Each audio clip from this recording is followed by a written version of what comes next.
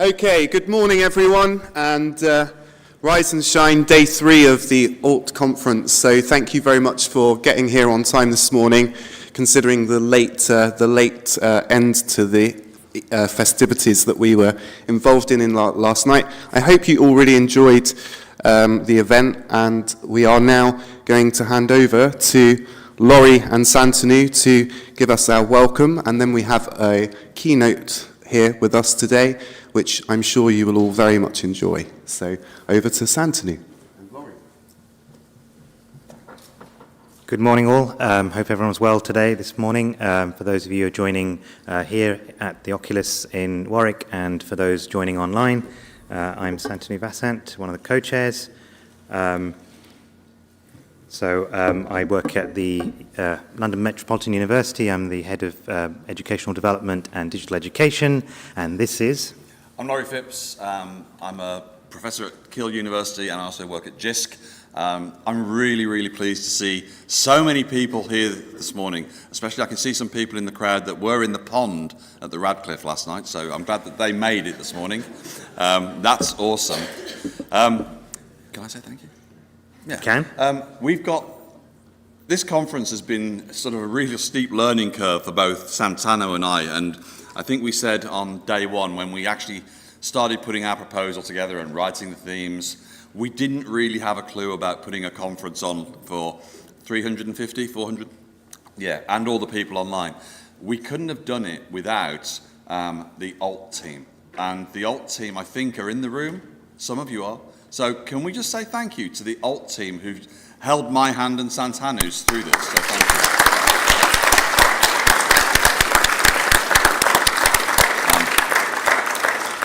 It's really hard work, and it's effortless for me and Santanu.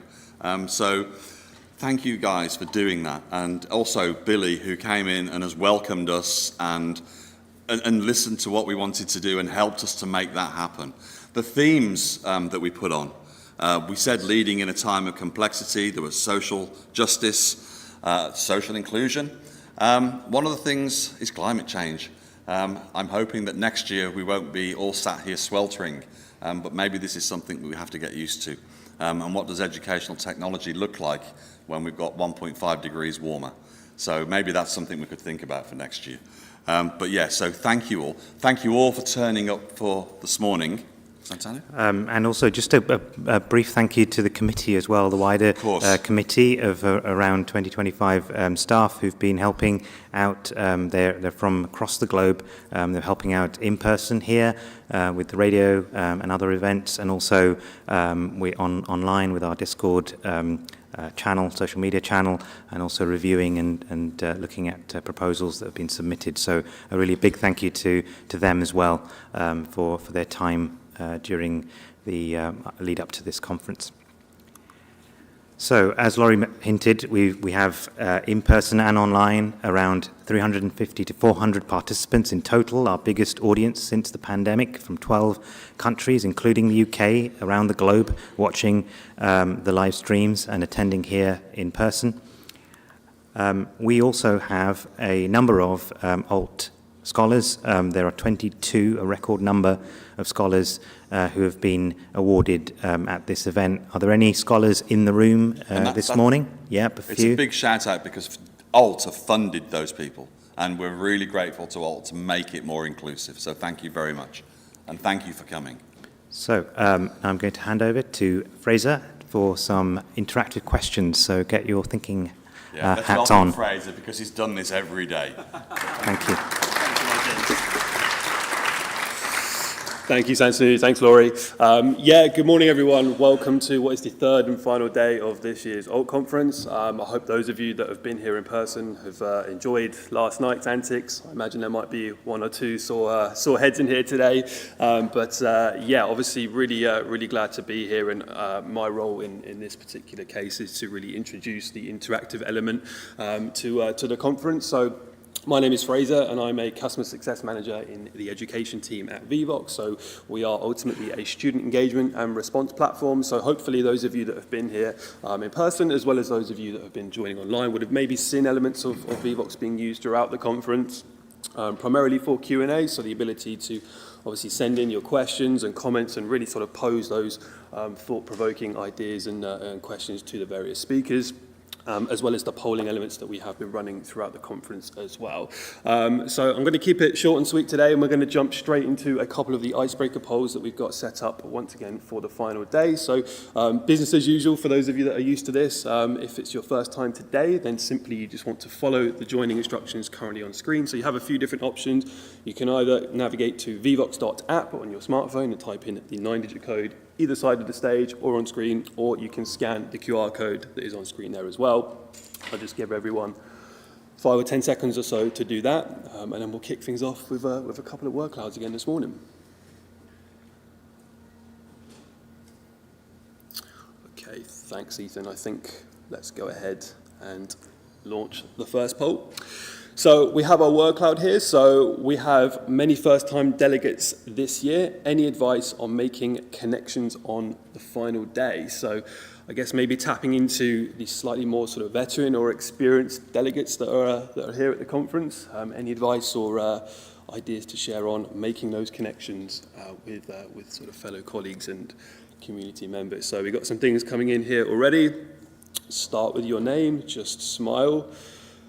Pickled onion. Not sure what the idea behind that one was. Lots of kind of mention of really just talking to people. Use Discord. That's a great shout out. So the community and ALT have done a fantastic job. Obviously, once again with the Discord channel this year. So I know there's been lots of engagement through that, but please obviously continue that on the last day as well. Share hangover cures. That could be very relevant for today. So do share those ideas. We'll just let that word cloud build, guys, and we will be sharing all of these after the conference as well. We've run a few of these over the past few days and had some really sort of fantastic sort of themes and ideas and comments shared within here. Looks like smile is definitely coming out on top. So of course, just sort of that friendly nature and really just being able to talk to everyone. So I think, we can probably close that one off, I would say, Ethan. Thank you very much. And then we just have one final question as well, so we can jump to that now. So very simply, what's your prediction for this coming year in EdTech? So I think this could go in a number of ways, but really just interested to see what we get coming through here. I think we already know what the main themes are going to be once again. AI, of course, up there. Carbon footprint. AI crazy, more AI. Yes, it's a very, very polarizing subject at the moment, isn't it? The world of AI. More learning. Please calm down, AI.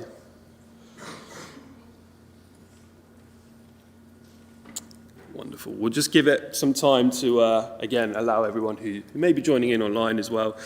Someone's mentioned Twitter in there as well, which is obviously, yeah, that's been quite a polarizing subject in and of itself.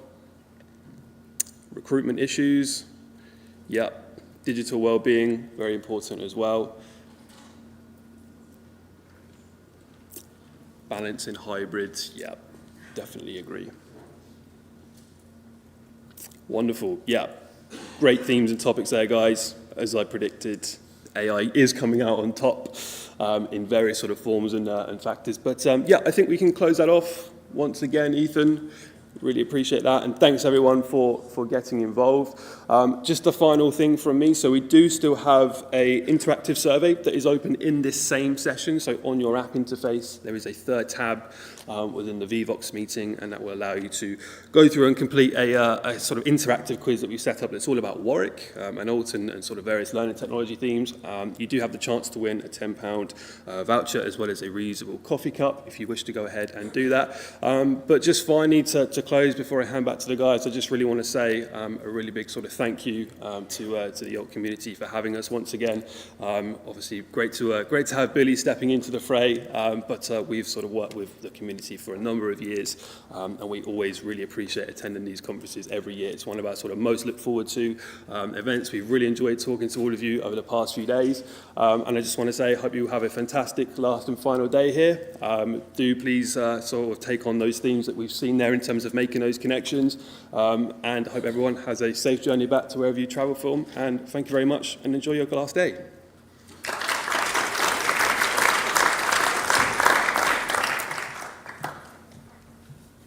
Thank you, Fraser. So,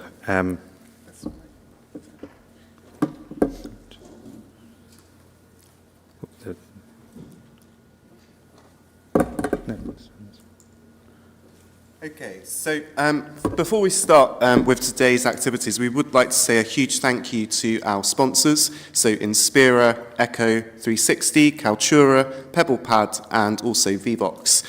Without your engagement and your support, today would and the whole event would not be possible. and also a big thank you to our other exhibitors and partners who you can find here on the first floor. Do speak to them in the breakouts and during lunch, etc. So they'll be around until 4 o'clock when the conference ends. Thank you. Okay, and so we come to a point where we can share some really exciting information with you and some news in terms of our OER conference. So if you haven't been to OER, then OER is our additional conference that we hold every year, and I'm going to reveal now where our conference will be taking place. So, Munster Technology University will be held in Ireland, in Cork, on the 27th to the 28th of March, and there is a website which isn't listed here, so I'll give this to you so you have a first look at that, and that is OER2024.co.uk. It's a nice, easy web address for you to remember, OER2024.co.uk. And on to the less exciting part of the presentation, but vitally important, is the housekeeping. So there's no fire alarms today. Our program, as I said earlier, closes at 4 o'clock, so do bear that in mind. So that's today. There are no tests. If there is a fire alarm, then it's going to be a real one. Yeah. In terms of the end of day, we will be concluding in the hall here, but we do need to ask that you start to make your way off-site at 4 o'clock to allow the exhibitors time to pack down their stands, and obviously we don't need people around because there's the risk of health and safety, etc. So please do, when you're notified via the tannoy announcement, make your way to the luggage area to collect your luggage, and obviously a safe journey home. We still have the Museum of Alt, hashtag Museum of Alt, for memories of the last 30 years, as well as various memories of the conference over the last 30 years as well. It takes place online through the Discord and the social media channels, and also in room OC 107. So do take a look at that if you've got time today.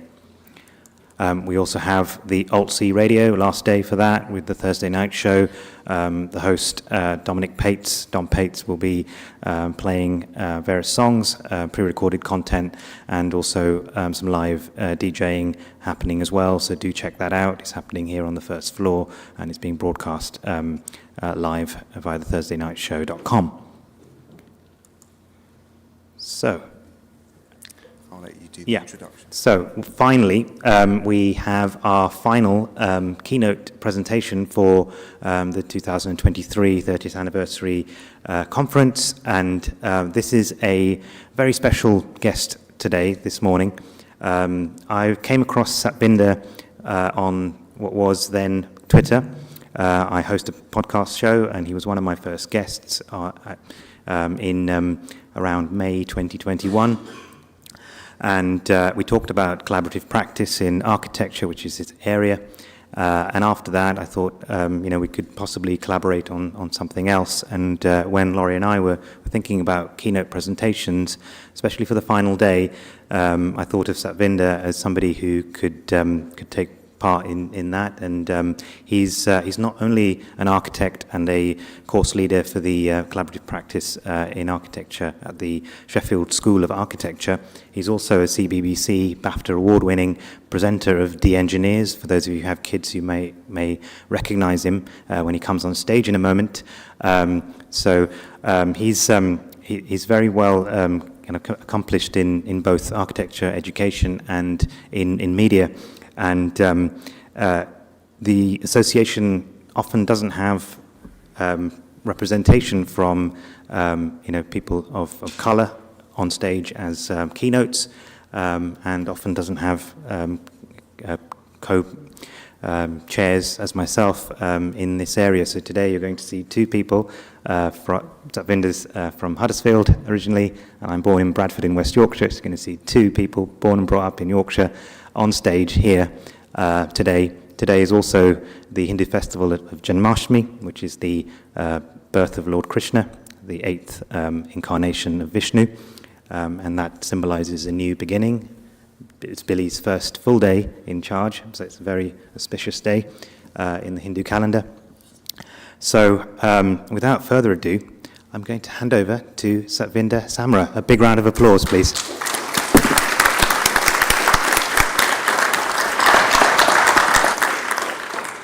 Thank you. Good morning. Thank you so much. What a lovely introduction and what a wonderful event. I feel very privileged to be here amongst so many people who are obviously very accomplished at what they do. I'm not going to say I feel like an outsider because I'm on the inside. I'm delivering a keynote at an international conference. So that's pretty amazing. So thank you so much. I've got some notes just in case I need them, but hopefully I won't. I'll just get myself set up. And also welcome to everybody that's online. Please feel free to interact through all the multiple mediums. I'm sure that today is about a sense of how we connect and how we interact with each other. Can you see me okay? Can you hear me all right? Perhaps I can get a wave from the back. It's a very big lecture theatre. I had to wander to the back earlier on, and I was thinking, that's quite far away at the front. So my friend there who's right at the back, yes, you, yes. Hi, what's your name? Peter, right, I've got a friend at the back of the room. Brilliant, thank you, Peter. Can you hear me and see me okay? Wonderful, thank you, Peter, thank you. Right, I'll put my bag down, get my water, just get used to being here. Wonderful. Okay, so I'm Satwinder Samra. I'm an architect. I teach at the University of Sheffield. I also do some work on television, and I do some practice work with a very good friend of mine, William Matthews. And I've got one of those water bottles where it's connected. I've just realised it's super technology that it doesn't come off. It's supposed to stay there. And now I've realised that I can relax. Okay, lovely, lovely. Right. So I'm going to talk for about 40 to 45 minutes. So for those of you that are thinking, how long is this going to go on for? I've been here for 3 days. You know, I'm ready to go home. Bear with me, and we'll go on a little bit of a journey, if that's okay. Peter, is that all right? Yeah, Peter's happy. Wonderful. I've got another friend, Martin, in the audience as well. Martin's giving me a wave as well. Okay, Martin, so if we can start our little timer, that would be wonderful. I have 2 clickers, which is wonderful. I know I'm at a technology conference because I've got 2 clickers, just in case one goes wrong. So, first image really is about my technology journey. And thinking back to when I was about 12 years old, I wanted a computer. And my father took me to Curry's. My father was a bus driver, and he bought me an Acorn Electron, which cost £199. And I think on top of that, there were some charges for a cassette player and some insurance and all the other things they get you to buy when you embark upon your technology journey. And I put this on Instagram recently, and other people did some reminiscing as well, in particular the Commodore 64, ZX81 and the ZX Spectrum. My dad was a bus driver, and at that time that was a very substantial sum of money for him to outlay to allow me to embark upon my technology journey. So in 1988, I was fortunate enough to be accepted to the Sheffield University School of Architecture.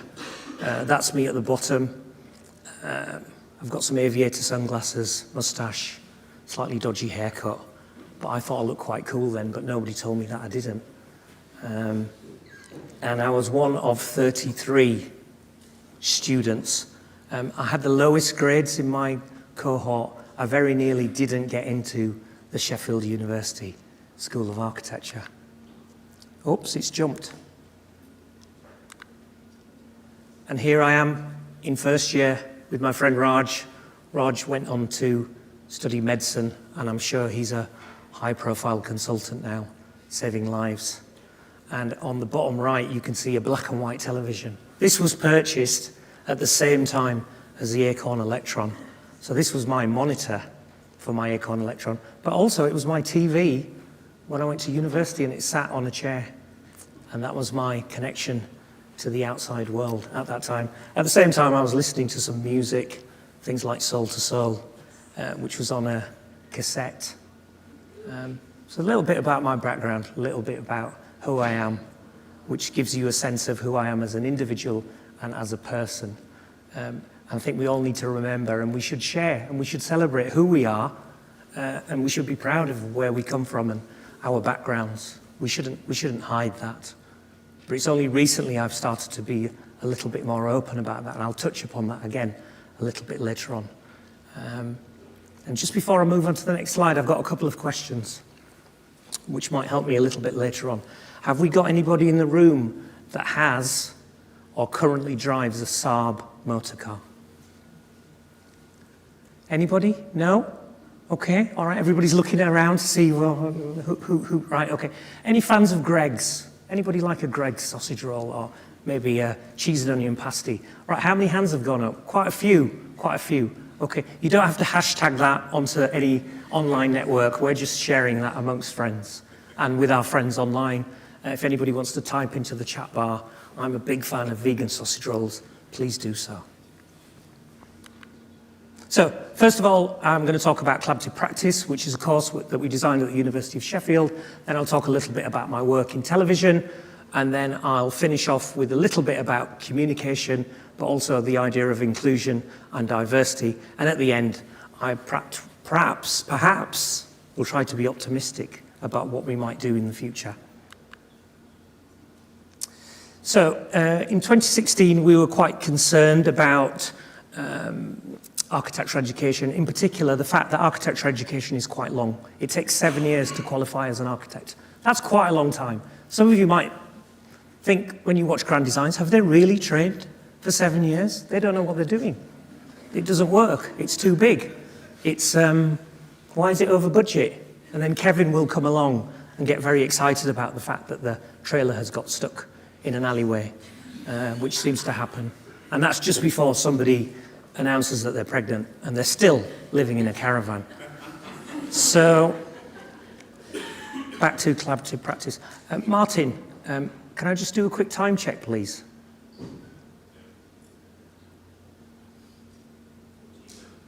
How long? All right, lovely, lovely. So I've been going for 7 minutes. Okay, lovely. Thank you so much. I had a moment then, you know, like when the pilot's on the plane and they do a little check with the co-pilot. I don't have a co-pilot, but I have Martin and I have Peter at the back, which is wonderful. And our friends who've just joined. Good morning, welcome. Lovely to see you all. Don't worry about the fact that you're just a little bit late. I'm not a stand-up comic. I'm not going to highlight anything that you're wearing or carrying. You can relax. So essentially, architecture education is quite long, it's quite arduous, and we were worried that with the introduction of the new fee, that students would get to their year out and they would leave because they're carrying debt and they don't want to take on board more debt. So ultimately, the profession becomes more exclusive and less diverse. So we wanted to build upon what we already offered. We wanted a genuine shared approach between students, practice, and academia for all. I hate this slide. I need to change it because I'm reading off a script and you're about to switch off. So I'll cut to the last one, which is the last two, which are really important for me. One is a model that allows you to earn as you learn, which acknowledges that there are financial pressures of being an architecture student. I think there's financial pressures of being a student at any stage of your life, but also a unique proposition that would allow students to understand their own approach within contemporary practice. So essentially this is a practice-based learning model using distance learning. Pretty simple, pretty straightforward. If only it was so easy to get this thing up and running. So at the time we did some research. If you ever want to do something new, you have to do some research. You have to prove that you have some understanding and awareness of what other people are doing, especially in... Good morning.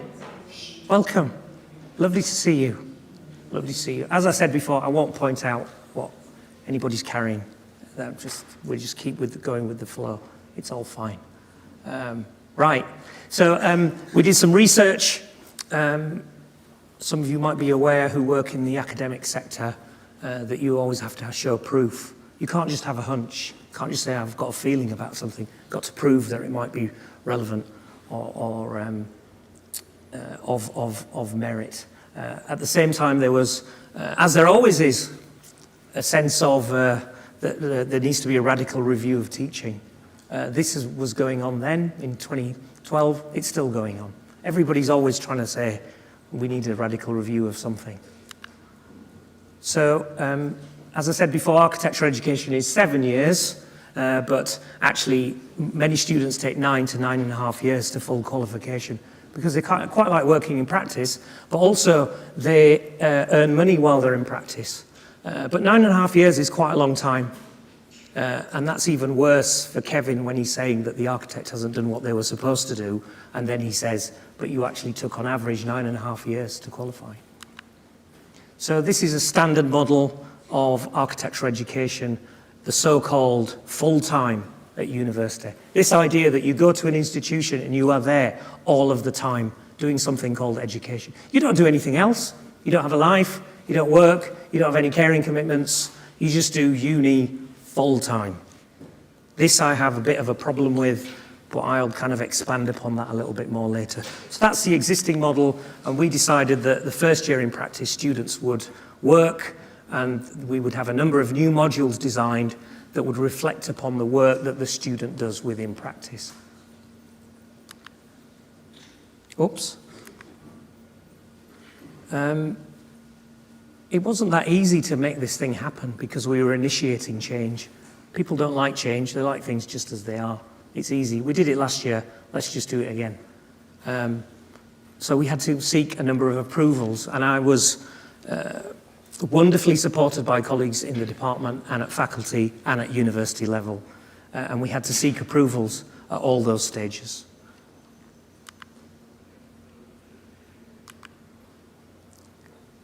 If you're designing something new within an academic environment, there's always something called learning outcomes and criteria and assessment criteria. These are kind of super fascinating, but also quite dull. But actually they became quite important pieces of scaffolding that allowed us to understand what we were trying to deliver. But also we had the criteria that we were bound upon from the professional institute, the Royal Institute of British Architects. So interestingly, the RIBA has 11 general criteria and 7 graduate attributes. And then we also have the K series and the S series for learning outcomes and assessment criteria, not to be confused with the model of a Saab car. However, when you're trying to explain this to a broader public and trying to convince them that what you're doing is relevant and valuable, you have to communicate that. So Alex Maxwell, who was a wonderful colleague that I was working with, did these very, very simple and beautiful diagrams that explained that all this was joined up and it was beautifully seamless. And they believed us. And now this is used as an example of exemplary communication when you are designing a new course. Just do a quick time check, please, Martin. 12 in, thank you so much, thank you. The other thing we looked at was hours. Apparently there's this kind of way of looking at the world where if you say something happens for 8 hours, that's what will happen. That's what the student will do, that's what will be delivered. We know that the world doesn't work like that. It's fluid, it's flexible. People sometimes do things quickly, sometimes they do them slowly, sometimes they need a little bit more time, sometimes people get bored. As some of you might be now thinking, what on earth am I doing here? What has this got to do with anything in my world? Hopefully not. Peter, we still okay? Yes? Yeah? Peter's still interested. Wonderful. I got a little bit of reassurance there, just as I was about to doubt my own knowledge and understanding and awareness of learning hours. So I think the biggest dilemma here was trying to convince people that you could work and you could still be learning, but also you could not be in a university building like this and you could still be learning. And the beauty was the internet, this wonderful tool. And for us, something as simple as Skype empowered us to allow the course to develop. At the same time, we went and visited students who could potentially come and do this course. And we went and spoke to them and we said, look, do you think this is a good idea? And they said, yeah, we think it's a good idea. And the second image along, the second student from the left is Chris Jones, who embarked upon the course, completed the course, and now is, and has gone back to his practice, and now he's mentoring other students that are going through the program. So we've got this lovely loop now, because we've been going for 9 years. We're credible now, whereas when we started, we were not as credible. So this is what it looks like. Here's a student in practice. They're working on a project. It could be a school, maybe not a school, given the current political and crisis that we're going through with RAC and aerated concrete.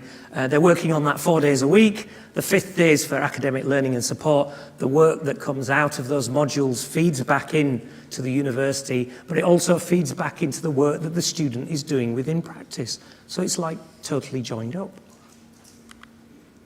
In terms of the delivery, this is what it kind of looks like. This is a simple drawing I did at the time to try and convince people that this was of merit. The student could be working on their own at home or in the practice. There might be 2 students working together.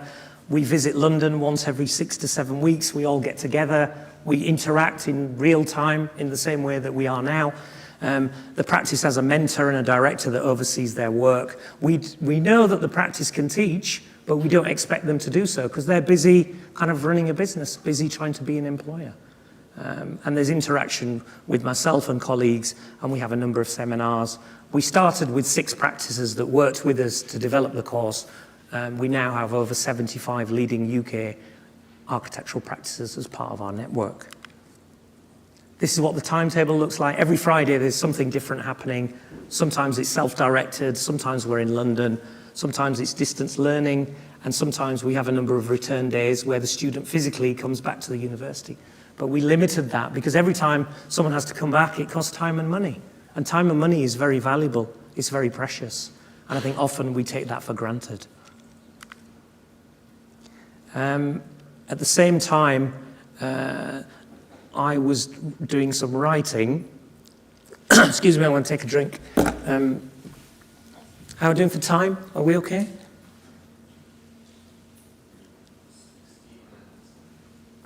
$16 in, okay, right, that's super helpful. Thank you so much. I did some writing for the Architectural Review. I got interviewed by Adrian Dobson for an aptly named book, 21 Things You Won't Learn in Architecture School. This was essentially about building some level of credibility that the person or the team developing this program actually knew what they were talking about. Because if you don't have credibility, then people kind of think, well, I'm not sure about that. At the same time, we had other institutions developing their course. One in particular in London. So every time I used to talk about our course, they would say, is it a bit like that course? And I'd go, at first I used to get wound up, and then I just used to say, it's really good that there's choice. And they had these lovely photographs taken where they look very serious and very kind of like in control, and they're kind of posing and posturing. And I think one person is smiling, whereas the other people are looking really serious.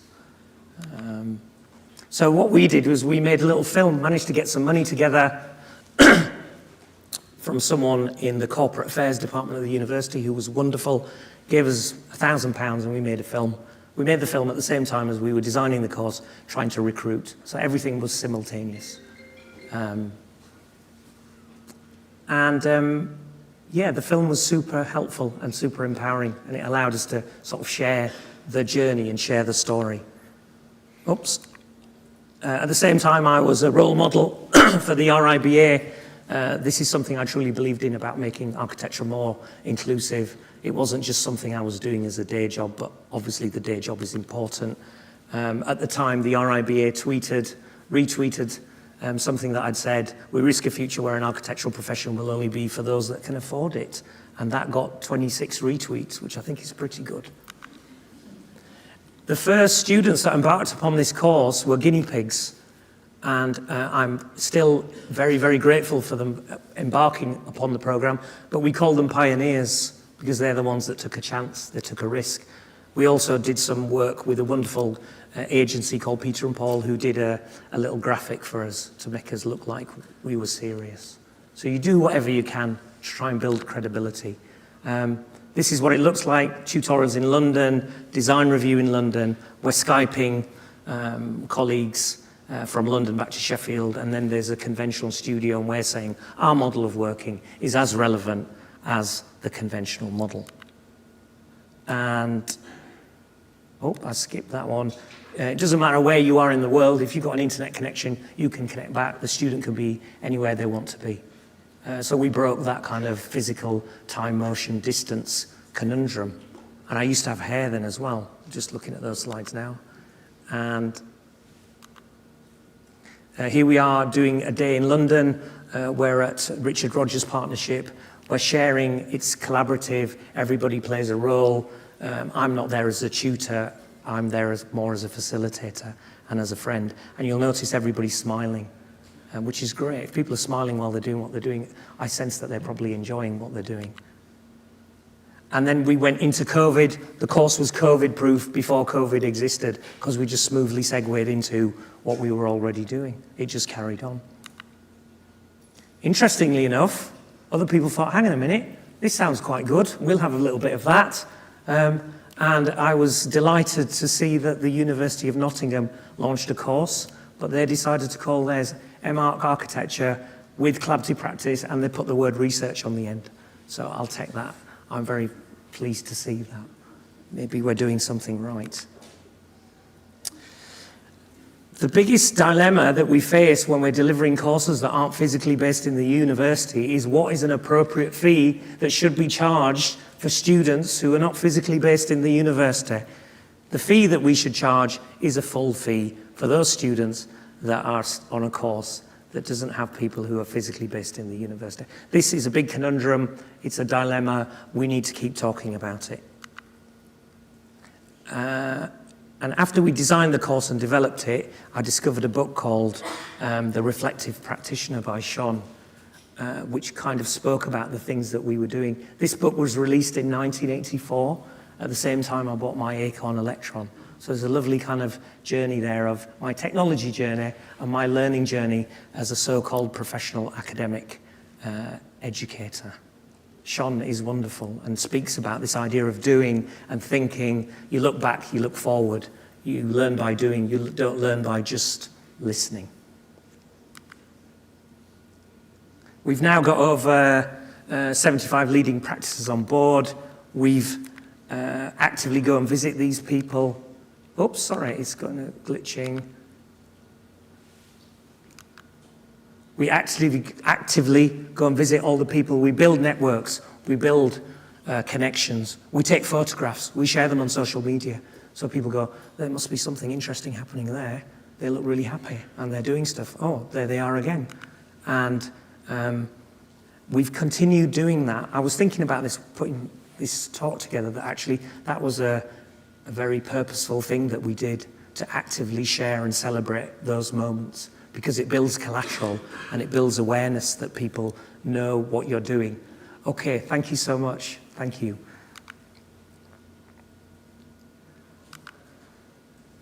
And here's what some of the students have said. Everybody loves feedback, don't they? It's the gold dust of the academic world. If we have good feedback, people are happy, and then they can say you've done a good job. If you don't have good feedback, it's all a bit sad. Sad face. We want to avoid that. Sad face emoji. So, a fantastic, unique opportunity to unpick everyday practice in a way that no other architectural school does. An amazing discussion, primarily led by and between students, best experience in my architecture education. Wonderful. Lovely to hear that. Right. Okay. I think I'm running about 30 seconds behind now. Is that right?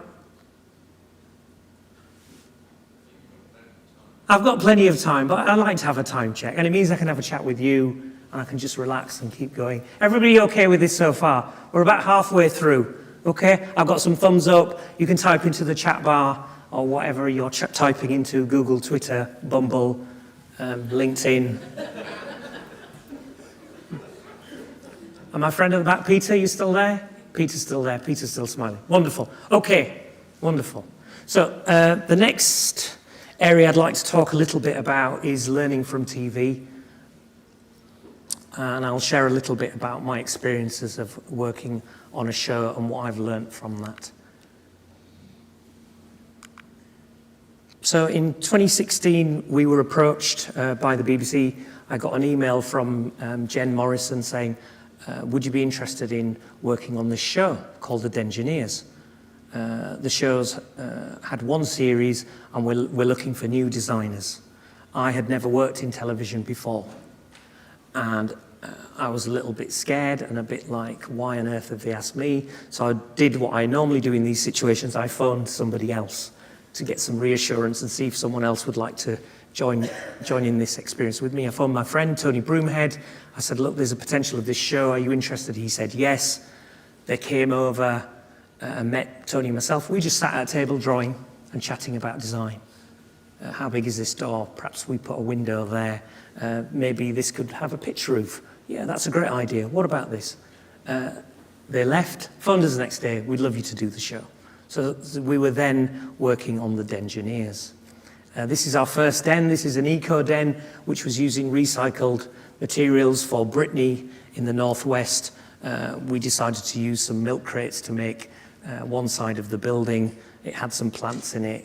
It had two doors so you could see through the den. So we were sort of jettisoned into this world without any training. So Tony on the left, myself, and then you can see this like lovely invisible line between the expert architects and the celebrity presenters. Mark Wright, who I'd never met before, and Lauren Layfield. We obviously wore colourful clothes because we thought, well, it's children's TV, and maybe we need to be a little bit more. And they looked quite cool. So that was the first thing. So we were experts, they were presenters. We were brought on as architects, and we were allowed to work as architects. And that was wonderful because our expertise was given value, and we were allowed to do what we were trained to do, which was wonderful. And so here's some sketches. I'm just going to talk about the process a little bit, which is no dissimilar to a process of if I was designing your house or your university. We came up with some ideas, freehand sketches, just trying to explore what the space might be like. This is a Turkish tea den. Then we do some drawings that are a little bit more precise, where we're thinking about materials, colour, texture, and this was the farm den for a dengineer who wanted to look after his hens at home, but also sell the eggs. So we designed a little chicken barrow, and we've also got a chicken weather vane. Little did I think in my 7 years of architectural training that I would have the opportunity to design a chicken barrow and a chicken weather vane. So the dens are then constructed off-site. It's kind of a process of off-site manufacture. We visit the workshop, and we're always very surprised that everything fits and it kind of all fits together.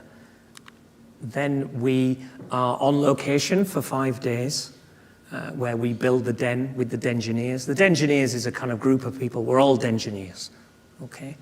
And the flat pack kind of comes together, and that process is filmed. The dengineer or the child is also involved, so not in terms of just the building, but in terms of explaining the process of design and construction and engineering. We also do something called an upcycle, where we take other materials and we use those materials to make something new. So this is the cricket den for Rodri, and we made a cricket storage box using cricket pads and cricket balls. That's quite a difficult thing to say. And so there's a kind of process, there's a story, there's some people involved. Oh, sorry, this clicker is, there we go. The other thing they introduced recently was a kind of family challenge. So at this moment, we've gone from kind of being an expert who can design to suddenly having to be a kind of presenter. Okay, so you can't just stand there and talk about shadow gaps and liminal space, which some architects often do, and if they do, you shouldn't work with them. But we talk about, we're kind of engaging, we're interacting in a live environment, and that's being recorded, and sometimes we have to do a number of takes. So this is why when I speak in this kind of audience, I've become quite relaxed by saying, it's okay, I've just lost my words, or I'll say, Martin, is that okay? Or I'll say, Peter, how are we doing? We're okay. Because that helps me to relax. Because if I'm relaxed, I can communicate better. If I communicate better, you are more relaxed and you're more likely to engage with the things that I'm trying to explain or describe or share with you. So that was a family challenge. And then the den is completed. And what I would say is that the level of professionalism from the team, the level of professionalism from the crew, is exceptional, and I've been very lucky to work with some wonderful people. And we take things that are quite complicated. These were 2 sisters. One of the sisters had cerebral palsy. She was in a wheelchair, so we had to ensure that the den was totally inclusive. We wanted to ensure that the journey or the experience for both children was exactly the same. So we designed these very simple ramps that allowed you to arrive into the den and move through the den. This was the hotel bug den. So if any of you are an iPlayer and you want to watch this, it's called the Hotel Bug Den. And then at the end, it's finished. Everybody cheers and everybody goes, this den is done. And they cheer and scream and we clap. And there's a big camera on a massive boom that moves up and down. And we do that perhaps 6 or 7 times, because sometimes someone forgets to clap or someone starts cheering too quickly or too soon. So there's the journey. So I just want to talk a little bit now about behind the scenes or some of the processes. As I've already mentioned, there's a team, a big team of people, and everybody has a role. We have producers, assistant producers, researchers, runners, camera people, sound, and everybody kind of works together, and there's constant communication. There's a constant kind of level of dialogue and support. You're there for 5 days. You have no choice. You have to get the den finished. And sometimes we design the den in such a way that it's tolerant of the filming process. So this den, which is the International Celebration Den, has a window. And the window wasn't just to bring light in, but the window allowed for some camera shots to take place while we were designing and building during or through kind of a COVID situation. So we became very good at standing at 2 meters away from each other. And if you watch any of those shows, like Dengineers or Bake Off or anything else, you'll notice that people are kind of at 2 meters away. Now that doesn't seem that long ago, but it sounds quite weird now talking about it, doesn't it? The fact that we're in this space and we can sit next to each other and have a chat. We're not worried about that. The other thing is jeopardy. Most television has jeopardy. Sometimes it's real, sometimes it's constructed jeopardy. So we would always talk about the weather, because if it rains, it's going to be quite problematic. So I've done a number of shots to camera where I talk about the weather. And I say it's going to rain, and I'm really worried about it, and I really hope that it stops raining and we can get this den done. Sorry, I slipped back into Dengineers mode there. Oh, the other thing is sometimes you have to do things that you really didn't want to do. Okay, I'm not a big fan of chickens, no offense to chickens, but we were asked to catch some chickens live on camera. So I basically just spent my time just kind of moving around like this, pretending to. Unfortunately, Tony was much more adept at picking up the chickens. So there's something about working with the moment or engaging with that moment, which means that you perhaps relax and become more human rather than being a professional.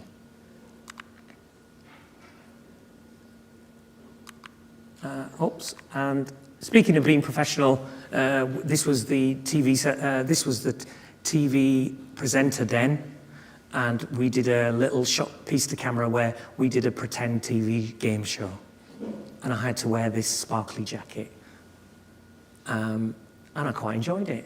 It was fun, but this never got used. This got cut, which is sad, but that's okay. I can still tell the story. I can still share it, and they gave me the coat, so I've still got that in my wardrobe.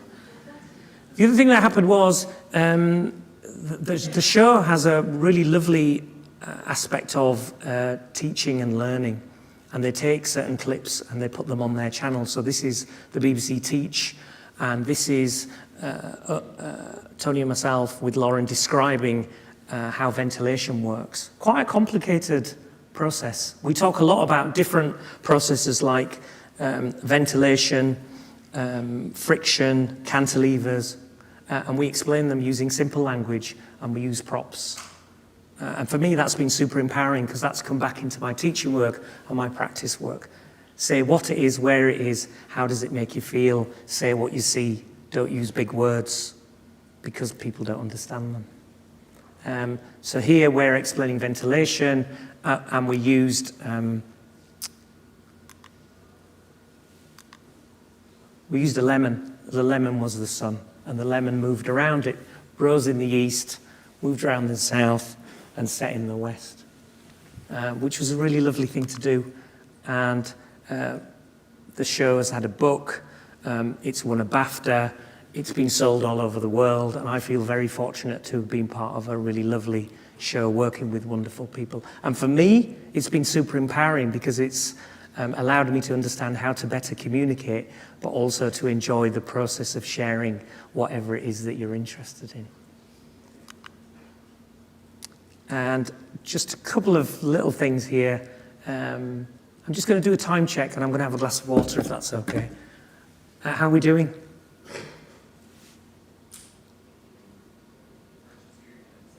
$32 in. Okay, so as agreed, I was going to wrap at 40, but I might go to 45 if that's okay with everybody. Is that all right? Everybody okay with that? Thumbs up, smiling emojis, hashtag, what a great keynote. Yes? Okay? All right, lovely. So, Andy Warhol speaks about 15 minutes of fame. And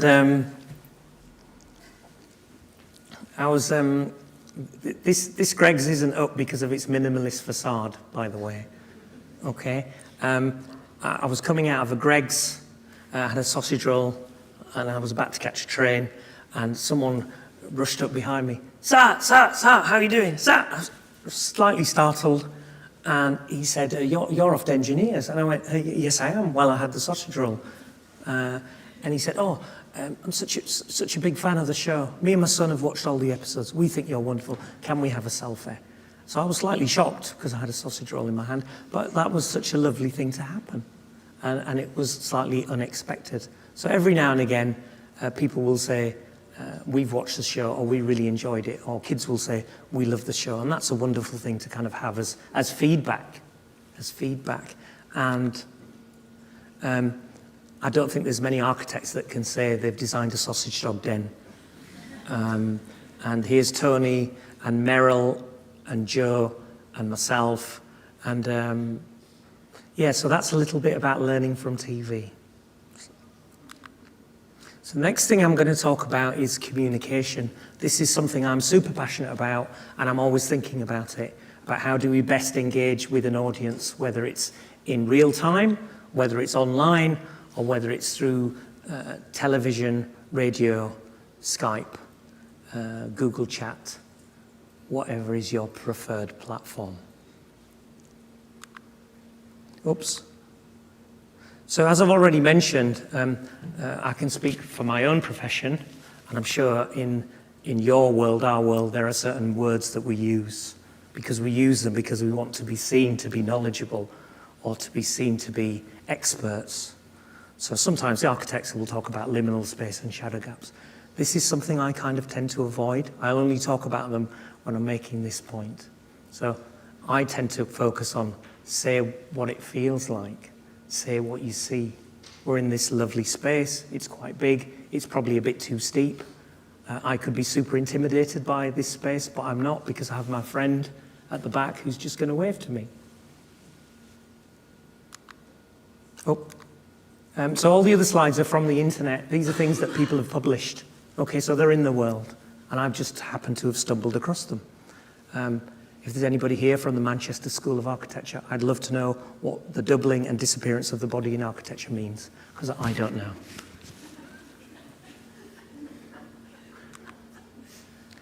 Here's a tweet from Piers Taylor, Invisible Studio, and he said some very big words here. Work in progress in collaboration with the Sensory Ethnography Laboratory, and then there's a number of other words. And then someone has made a comment on this. And I'm not sure if the first tweet was in jest, but I think the second tweet was quite serious.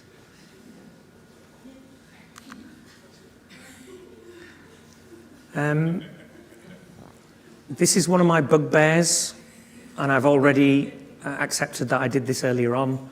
But if you want to engage with an audience, connect with your audience, okay? Because that will then allow you to have some level of dialogue. And if you just put loads of words on the screen and read them out, then people are more likely to switch off. I know that I have to work really hard to keep you engaged, and some of you might not be as engaged for various reasons. That's okay. But I'm trying my best to do whatever I can to interact with you as an audience, because we're here in real time. So that's one to remember. Again, this is from the internet, okay? I'm also fascinated about what people say and what you see behind them, okay? So this is a professor speaking about a certain university, and they're saying, you're the people who give this university its vibrance and vitality. And in the background, it looks like it's raining, and there's a kind of, I don't know if that's a dual carriageway or a concrete kind of forecourt, and behind that, I'm not sure what the building is.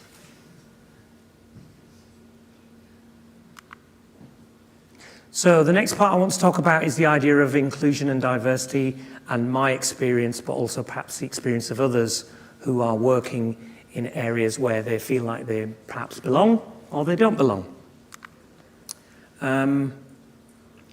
I've gone from being an outsider to sometimes feeling like an outsider to perhaps being an insider, and sometimes I feel all three simultaneously in all the work that I do. Oops. So speaking from the world of architecture, there might be some reasons why I tend to shift between these different modes of thinking or feeling.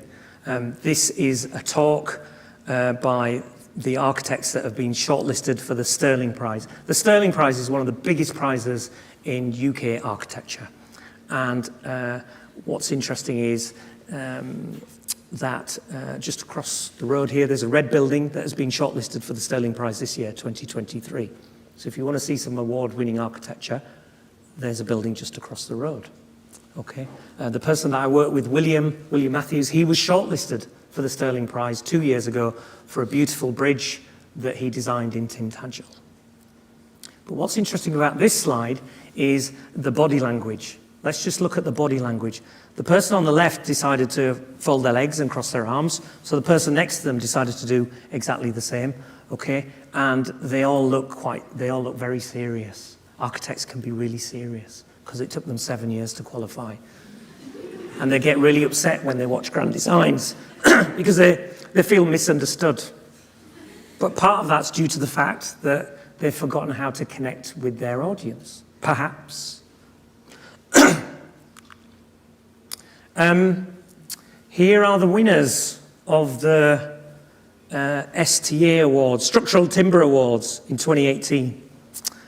I've got a funny feeling that I'm never going to win one of these awards.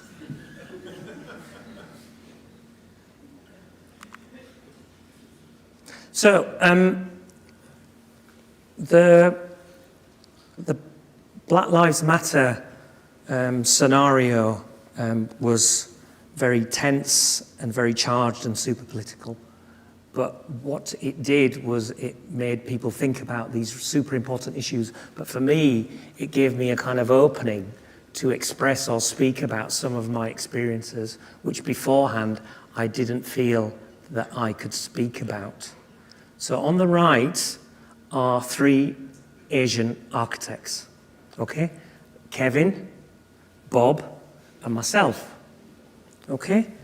Kevin went to an event and introduced himself, and this person he was talking to said, "You're not Kevin, you're Satwinder." And he said, No, I'm Kevin. And this person was trying to convince Kevin that Kevin was me.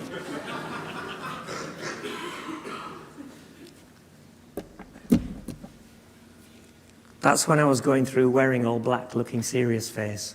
I've kind of moved on from there.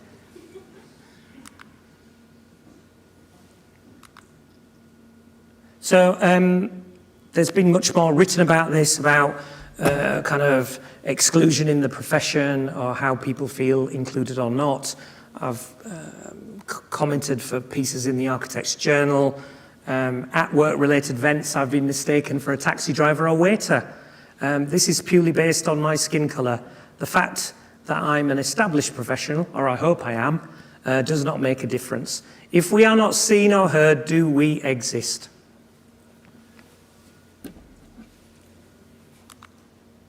So, I've been involved with the Stephen Lawrence Trust. Some of you may be aware of Stephen Lawrence. Was a wonderful teenager who was sadly killed in a racist attack in 1993. And a trust was set up in his memory. They have events, and I was asked to speak at this event. And I said, I walk in the room, and sometimes I'm the only person who looks like me. What we have to do is continue being present and know that we do belong and deserve to have a seat in the room.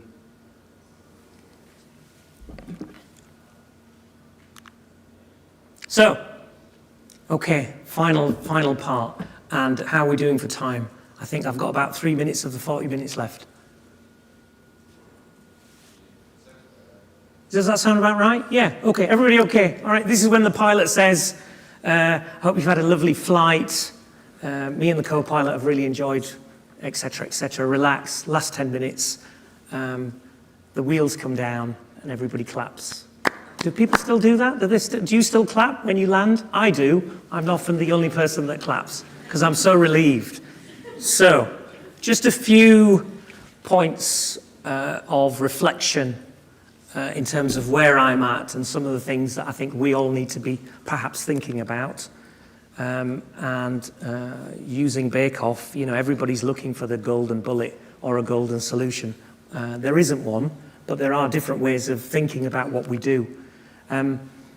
Obviously, there is a challenge in terms of, I Googled this the other day and it's interesting what comes up. Is a university degree worth it? Is a university degree still worth it? Is a university degree still worth the cost? And the funniest one for me is a university degree necessary for success essay? So there's someone... Okay, so not only do we think about these things, there's someone going to help us write about those. If we pay them £49, transfer using PayPal or MasterCard. Blockbuster Video and Saab Cars were very good companies and they were very successful. They no longer exist. So I think we need to be mindful about what we do and how we do it and will we still be relevant in the future. The other thing is that all universities are trying to do great work, all trying to do great teaching, great research, great innovation, wonderful student experience, etc., etc. But ultimately, there are similarities in terms of what's done. What I find fascinating as a communicator, and someone working in the field, is how that then is communicated to a broader public. And for some reason, everybody loves the circular, strategic, diagrammatic drawing.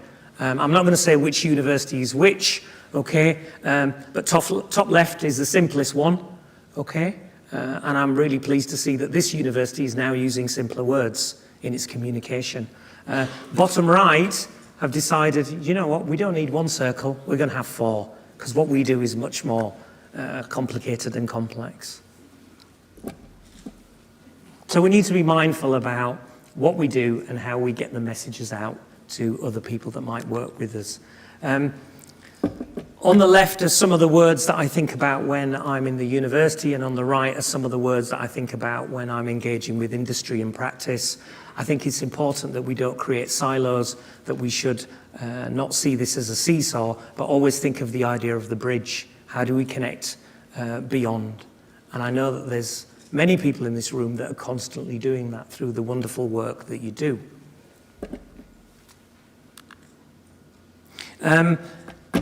Through my own teaching and with colleagues, we always do kind of group conversations, group discussions.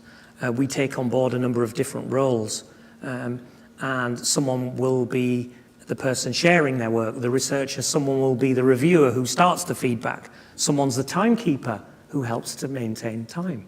And I'm there to kind of help perhaps as a peer. Now, interestingly, for me, we just did this. We didn't think about it. We didn't analyze it. And then one of the students wrote about it. And apparently, someone has done some research in 2013 which speaks about what we were actually doing. So for me, that was like a rubber stamp that said, it's okay, you're not an imposter.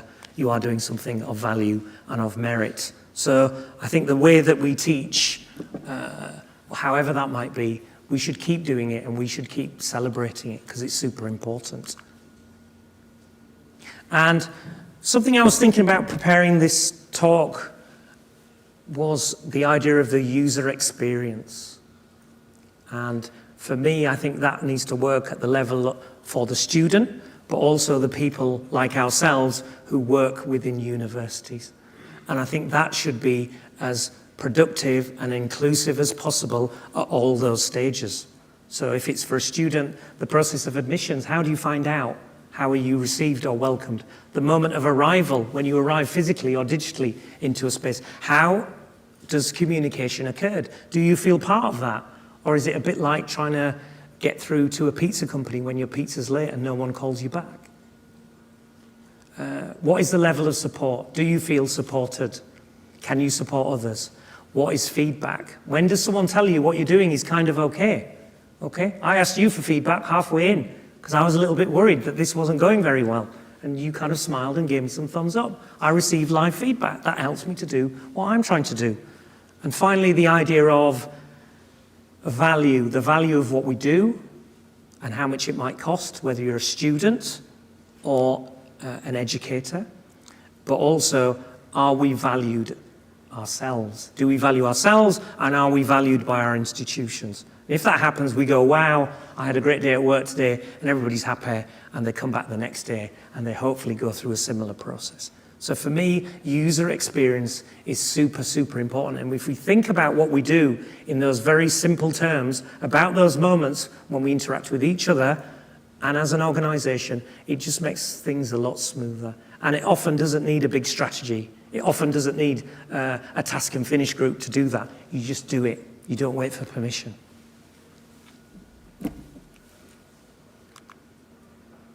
The other thing is this idea of the networking or the skills or the attributes that we should be encouraging both in ourselves and with the people that we work with, especially the next generation. We might not have a module on networking and mindful listening, but actually that needs to be at the core of many things that we do. I noticed earlier on one of the questions from Fraser, yeah? One of the questions from Fraser was, how do we network? How do you sort of start that first moment of introduction? I always give someone a compliment and say, I love your shoes. Where do you get those from? Okay, you're off. You're running then. You're going. It's like, oh, thanks so much. I'm glad you like my shoes. I wasn't sure whether I should wear these today. Okay, people feel like they get a feeling. People might forget what you said, but they won't forget how they felt when they spoke to you or with you. And then finally, this idea of that we can exist within our kind of own worlds, and we talk to each other, and we say everything's fine, and we say, yeah, that's fine. But I personally think that kind of being excellent in what you do is kind of important. Having an outward-facing ethos, connecting beyond whatever your world is, but also being flexible in the way that you might work or the way that you might interact with others will always be of benefit. And these words are very similar to some words that I saw in my own university, and I thought, they're good words. I'm going to work with those and use them. But I also did a little drawing of it as well, because I quite like drawing, and it's a nice way of passing the time. So, thank you so much. I've really enjoyed that, and I hope it was insightful and you got something out of it. Please reach out, keep in touch. Usual channels, Instagram, Twitter. I have a website as well. Thank you again. Thank you. Thank you.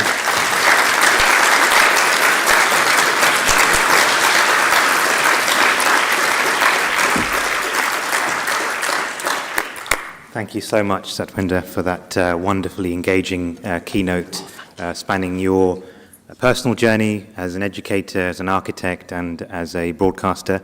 We're going to take questions in a moment. I'm just going to hand over to Billy briefly, if that's okay. Just to echo Santanu's sentiment there to you, thank you so much for coming to speak today. We haven't got time for questions, so we're going to move on to the next part of the session. So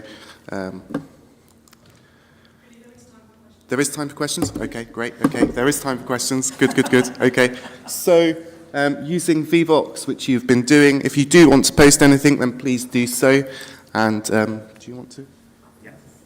Yeah, happy to facilitate. So I'm just going to take a couple of questions, maybe with you. However. So we'll see what's there.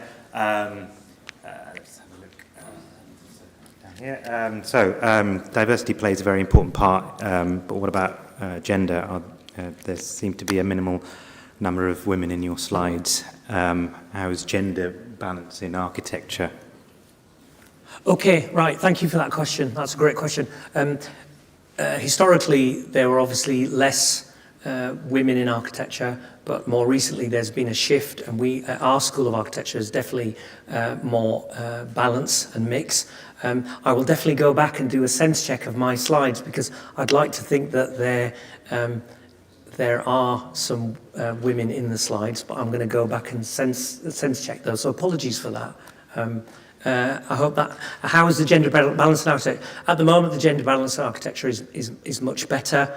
The course that I run, Collaborative Practice, we've just recruited 22 students, and 14 of those are women. And in our undergraduate course, I think the balance is sort of 60-40. And also at the Sheffield School of Architecture, we have a very good balance between sort of gender and diversity. I'd probably say that generally, in terms of POC or people of colour, there's still a long way to go on that front. I hope that answers that question. What's interesting for me is that I can't have an interaction with the person that asked the question, so I find this quite anonymous, but that's okay, because that's the whole point of this, isn't it? It's like, right, next. I'll take one for the one with the 5 likes at the top there. Do you notice your communication style and storytelling approach have an impact on your students you work with, and how does it shape them professionally? Okay, that's a lovely question. Thank you so much. So I've deliberately integrated the idea of storytelling and communicating in all my work with all of my students. So we talk a lot about how do you introduce yourself, how do you start a presentation. If you're speaking about a building, what is it, where is it, how does it make you feel? If you remember those 3 things, you can explain any building, you can explain any project.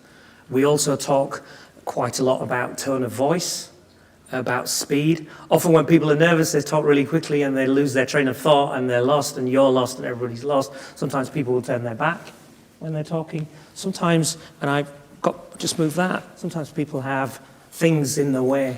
We talk a lot about preparation, about how you prepare to present so that you are not just prepared, but you are relaxed enough to best convey whatever it is you want to talk about. So how does it shape them professionally? You'd have to ask them, but from what I'm aware of when I see former students working in practice or presenting projects, I'd like to hope that they've taken something from that. But what it does is when they have that moment at the end, when they present their project, I'd like to think that they stay calm, they engage with their audience, they know how to take questions, but also it means that the audience has received their project in the best possible light.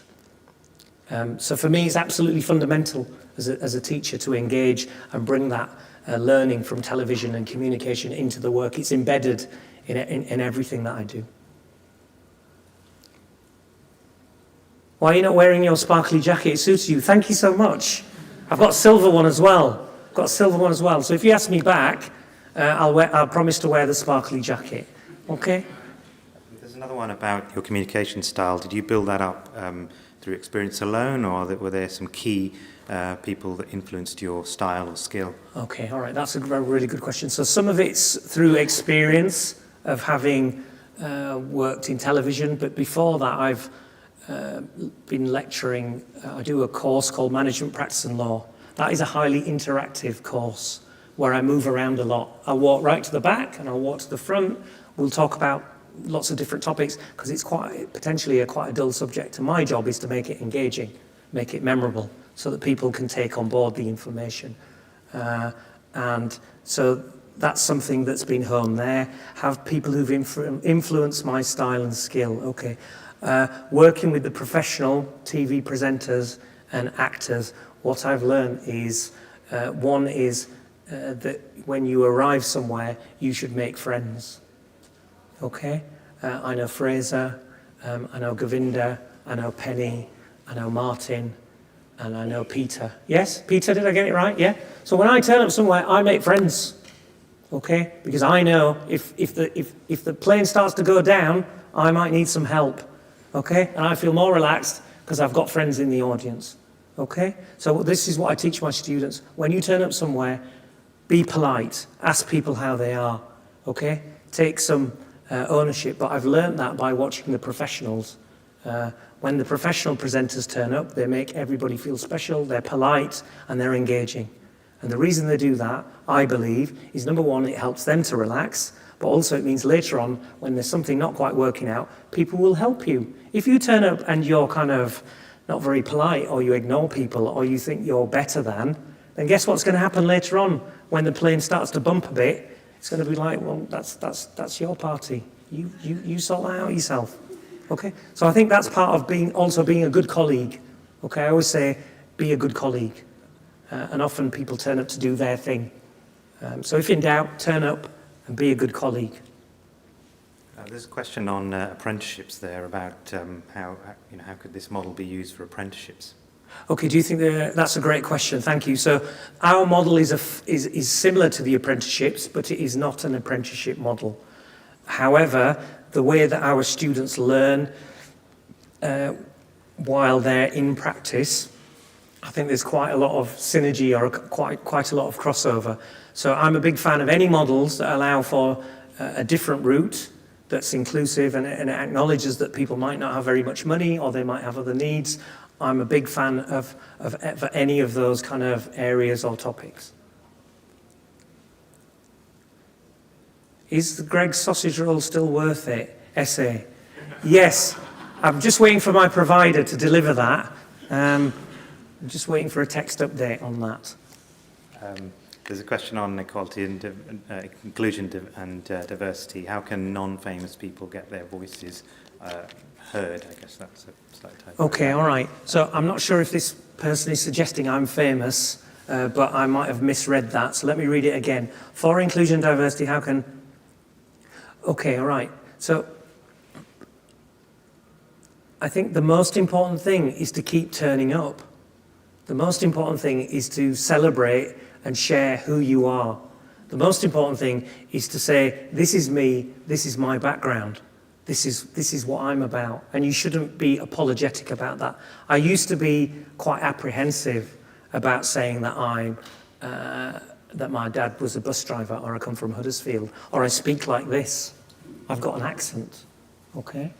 But I think the most important thing is to turn up, be a good colleague, but make a good network.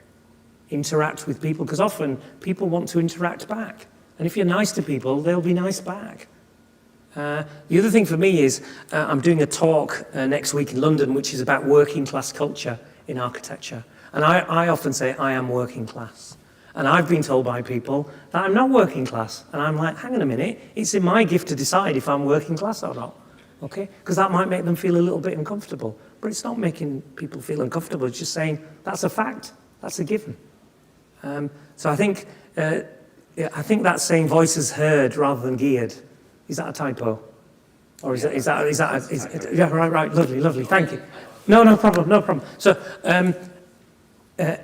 and that's the beauty of social media. You can interact and you can build a presence. That's what we did with the course, because we needed to have some level of credibility. Wow. Is lecturing a performance? Do we need to provide training for academics? From James Clay. James, where's James? Hi, thank you, James. What a great question. Do we need to provide training for academics? It depends if the academic feels like they would need some help. That would be my first question. Because if the door is open, then I would suggest yes. But some people might not feel like they need some support or training because they are experts in their field. They have a PhD. They've studied so hard. Well, they don't need any training. I would probably suggest that there are tactics that we can adopt about how you engage, how you get information across, how you read your audience, how you know when to back off a bit, how you avoid bullet points. So, yeah. There's a question about your thoughts from the next generation of students and are you hopeful about that? What are your thoughts about the next generation of students? Are you hopeful? That is a really good question. I think I am very hopeful because ultimately, if I think about my journey, I shouldn't really be standing here. Okay, I often think that. I think I shouldn't be standing here. My dad was a bus driver. Mum sewed clothes in a factory. Migrants from the Punjab. And we didn't have a lot of money, but I was given a number of opportunities which I took. So I think moving forward, it's still important that those opportunities are offered, but not just offered, but we don't just need access to the pathway, we need support along the pathway as well. And students, if they have the support as they go along, they're more likely to succeed. The other thing is that it's absolutely fundamental that there are other routes to professional qualification, whatever the field is, but also there needs to be an acknowledgement about how much it costs and where does that money come from. And how are we doing for time? A couple of minutes, maybe. That's fine with me. Yeah, I'm in your hands now. There's a lot of questions, lots of praise, engagement. Thank you. Feedback, as you said, you get feedback from your TV show and also your teaching practice as well. So, how many of your students have enrolled in the degree or master's program because they watch the CBBC The Engineers program? I don't know how many people, because they've never admitted it, but what I do know is that Tony teaches interior design at Sheffield Hallam University, and he has had a number of students who watched the show, and then they came for the open day, and they saw Tony, and they thought, this is the course for me. So I think it has had some impact. Okay. All right, lovely. Thank you. And then, just before I leave, could someone at the back, maybe Peter, have you got a camera? Could you take a photo of me just standing here, and I'll just pretend I'm talking, and then I've captured that moment. Is that okay? Yeah, all right? Okay, and we just can get a slide up of one of the slides. Is that possible? Yeah, this is what we do. We choreograph. Capture the moment, hold it, and then you... let's go back. Let's get a nice one. Let's see, which one shall we have? We'll have an early one of the course, or maybe the first slide. Sorry, I'm being a pain now. Thank you, Penny. I really appreciate that. Okay, so we're going back now. We're going back. There we go. Pressed rewind, and we'll start. And I'm just standing here, looking like I'm just about to start. Okay, can you get a few shots? Is that okay, Peter? Yeah, we'll connect after and share those. Right. Okay, thank you so much. Thank you.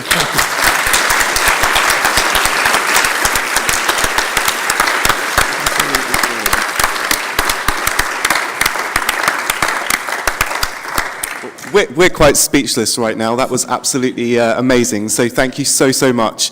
So it's now time for a break, which I'm sure you'll all be relieved to hear. So we will resume activities, and Jane will announce via the tannoy your next activity. So thank you very much, and thanks to you, Satwinder. We're so happy to have had you today. Thank you. Thanks a lot. Take care.